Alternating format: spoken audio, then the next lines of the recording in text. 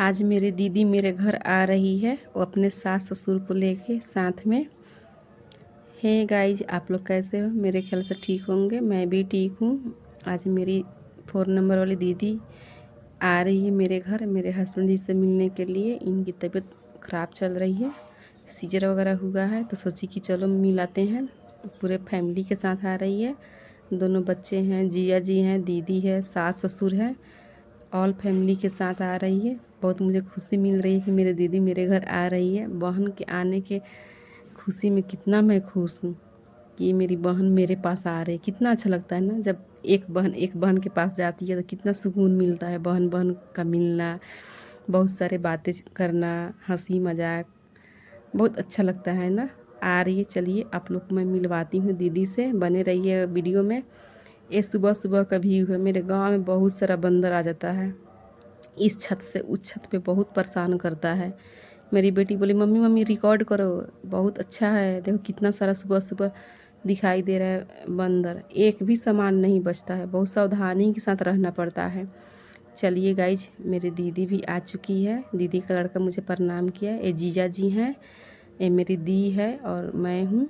दीदी के ससुर का मतलब थोड़ा दिमाग सही नहीं है, सेंसलेस हो गए हैं और 4 व्हीलर से उतर ही नहीं रहे हैं। उनको लग रहा है मैं कहाँ पे आ गया हूँ। सब कोई बोल रहा है कि उतर जाइए ना, आप अपने बहन के घर आए हैं। तो कर कि नहीं, मैं कहाँ पे आ गया हूँ। फिर बहुत दिक्कत हो रही है उनको मनाने में।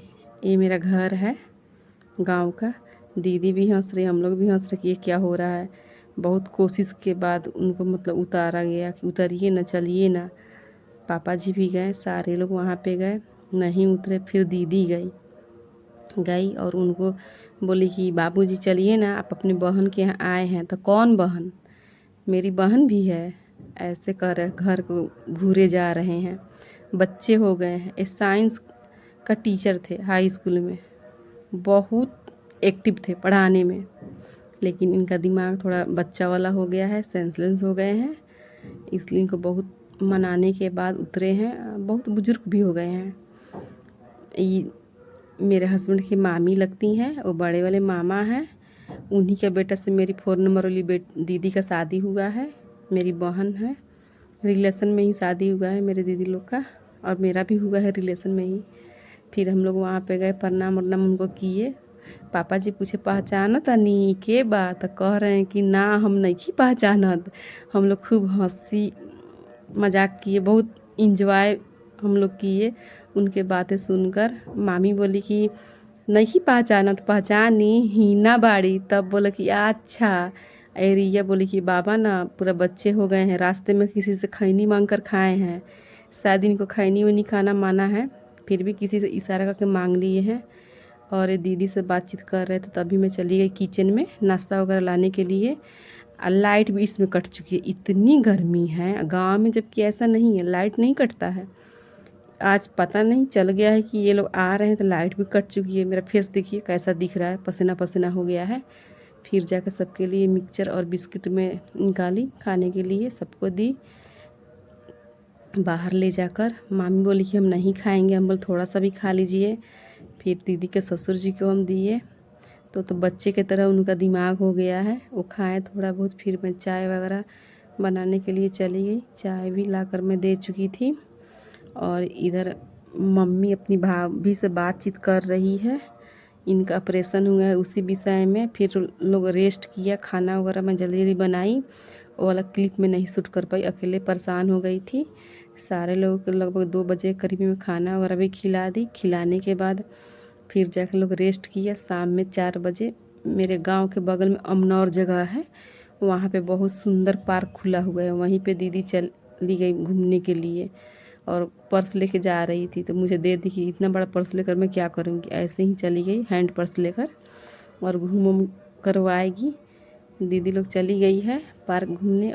मैं सोची कि खाना वगैरह बना देती हूँ, खाना वगैरह खाकर नाइट में वो लोग निकलेगा लोग। फटाफट मैं खाना वगैरह बना चुकी हूँ। खाना बन जाने का दीदी भी थोड़ी देर में आ ही जाएगी। मेरे दोनों बच्चों को लेके गई है, मुझे भी बोल रही थी। मैं बोली कि नहीं दीदी, कि इनका मतलब दिक्कत हो जाएगा सेवा करने में, कभी कुछ मांगते हैं कभी कुछ मांगते हैं। दीदी के सास ससुर नहीं गए हैं, बूढ़े आदमी लोग कहाँ जाएंगे। दीदी भी आ गई है। हम लोग गप सप कर, देखिए कैसे बच्चे की तरह हरकत कर रहे हैं। दीदी बोले कि बाबूजी थोड़ा मुंह कीजिए, तो बना रहे। दीदी की वो फैट भी दिखा रहे मारने के लिए। हम लोग हंस रहे थे। जाते वक्त फ़ोटो वगैरह क्लिक हुआ। हम लोग खूब इंजॉय किए, अच्छा भी लगा, बहुत खुशी मिली। सारे लोग आए, मामी को प्रणाम की, उनके ससुर जी को भी प्रणाम की, दीदी के माँ भी प्रणाम करे अपनी भौजाई को। करने के बाद हम बोले कि चलिए बाबूजी आपको हम बैठा दे, तो वो नहीं जा रहे थे। बोले कि हम नहीं जाएंगे, दिमाग तो है ना। दीदी बहुत मना रही कि चलिए बाबूजी अपने घर चलना है मुजफ्फरपुर, तो कर हम नहीं जाएंगे, हम यहीं पे रहेंगे। उनको मैं बोली कि आप चलिए ना, हम भी आपके साथ चलते हैं। तो बोले कि अच्छा आप चलिएगा मेरे साथ, तो बोले कि हाँ।